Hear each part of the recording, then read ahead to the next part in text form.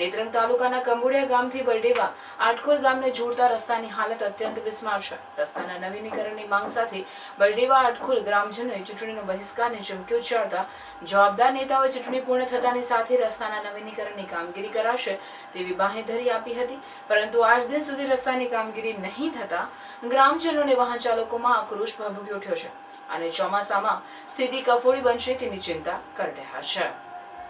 નેત્રંગના કંબુડિયાથી બલડેવા આટખોલ ગામને રસ્તા ઉપર ઠેર ઠેર ખાડા પડી ગયા છે.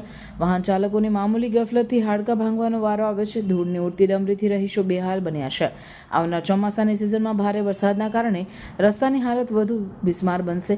તેવા સંજોગોમાં વાહન ચાલકોની હાલત બદતર બની જશે. ઉલ્લેખનીય છે કે સાંસદ દ્વારા 2022માં ખાતમુહૂર્ત પણ કરવામાં આવ્યું હતું, પણ તે બાદ સરકારી તંત્રમાં આ કામગીરી અટવાઈ છે. આ રસ્તાના નવીનીકરણ કામગીરી ટેન્ડર પ્રક્રિયામાં છે અને વર્ક ઓર્ડર ઇસ્યુ થતાની સાથે જ નવીનીકરણની કામગીરી કરવામાં આવશે તેવું સૂત્રો પાસેથી જાણવા મળ્યું છે. પરંતુ હવે ચોમાસાના આગમન પૂર્વે કોઈ કામગીરી નહીં થાય તો લોકો માટે ભારે વિકટ સ્થિતિ સર્જાઈ શકે તેમ છે.